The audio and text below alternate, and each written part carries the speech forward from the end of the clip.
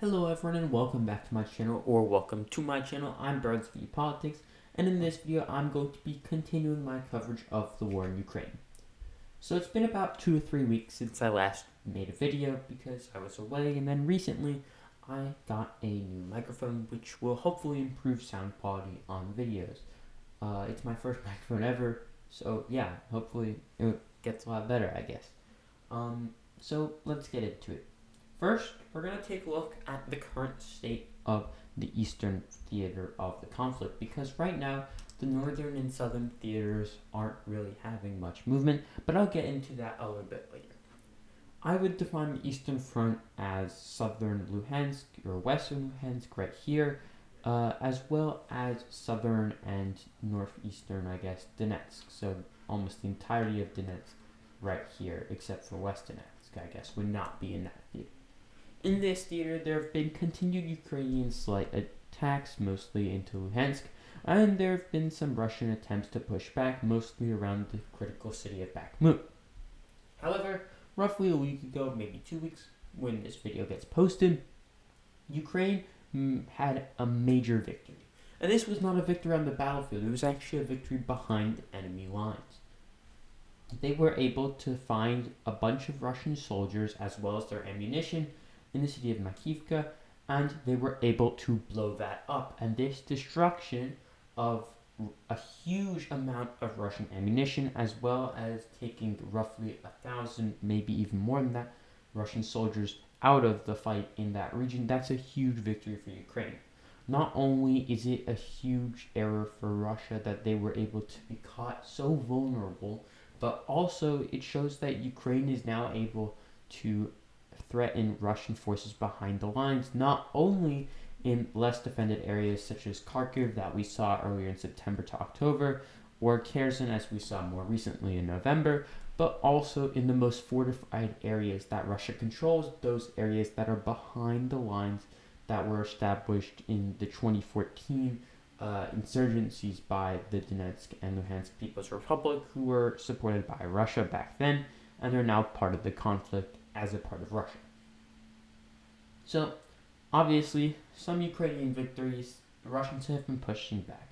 However, now we get to the second part, which is why has there not been any major fighting in the north or the south? So we're going to start in the north because it realistically has not had any changes in the front line since roughly the 27th of December, when Ukraine was able to approach this last city in Kharkiv that Russia controls. And the reason it hasn't moved is because the Russians are very well entrenched, and also because the Ukrainians don't need to have as much forces in that region as they used to. This is because previously they were defending the second largest city in Ukraine and a huge city of importance for the entirety of the eastern and northeastern fronts. And this meant that Ukraine had to have a lot of troops there, but no longer is that the case. The Ukrainians are now able to hold this line between Luhansk Oblast over here and Kharkiv Oblast right here.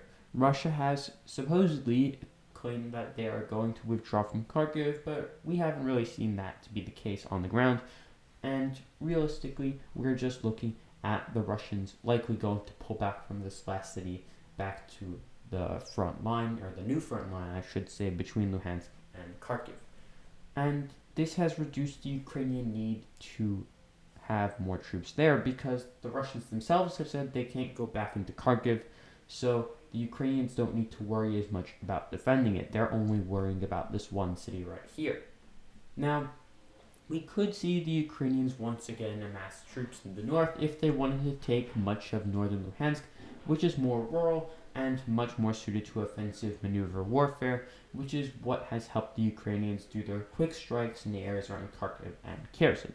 But I don't see that happening anytime soon, especially as we get to the more urbanized fighting of Donetsk and Luhansk, where there are a lot of contested cities, such as Soledar and Bakhmut. But now to the southern front. Why has this front not moved? Well, some of it is pretty easy to explain. There's a very large river, the Dnipro River, and this separates Ukrainian finally retaken as of December Kherson from the rest of Kherson Oblast, which is still Russian controlled.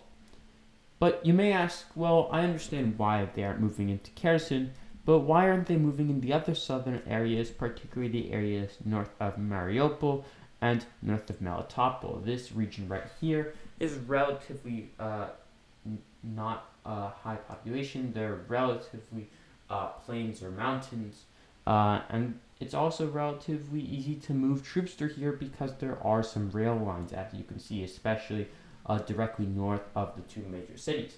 There's also a port, Berdyansk, which would once again give Ukraine access to the Azov Sea if they were able to do a quick strike and cut through it. And if they could take Melitopol and Mariupol, then they could potentially see the control of all of Zaporizhia and also southern Donetsk. Now, there's one major reason that there hasn't been any movement here, which is the Ukrainians aren't really focused there right now. Why? I don't exactly know, but it's just how it is. Russia isn't able to move into the more mountainous, hilly, almost forest-like areas of northern Zaporizhia or western, southwestern Donetsk. But Ukraine isn't going to attack there when they don't see any Russian troops because the Ukrainian strategy centers on eliminating Russian forces when they are found in quick strikes. That's what we saw in Kharkiv, that's what we saw in Kherson, that's what we saw in northern Ukraine. And there simply aren't that many forces right now who are able to be encircled by any Ukrainian advance. There could be slightly cut off, but nothing like we saw in Kherson or Kharkiv.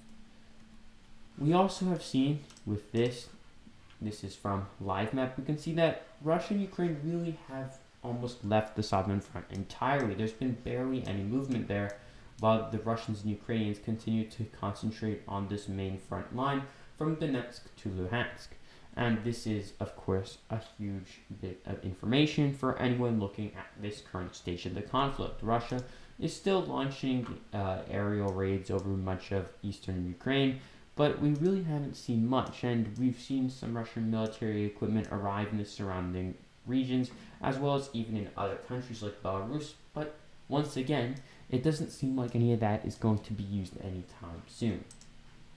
We did, however, have the strike that I talked about, and this could be where we see the next stage of the conflict, which would be either a Russian offensive into Bakhmut, which has already been underway, or a Ukrainian offensive into the areas around Donetsk. So, what do you think will happen? Don't forget to comment, like, share, and subscribe, and I will see you all next time, maybe in about a week, maybe even less than that. So thank you for watching, and I'll see you next time.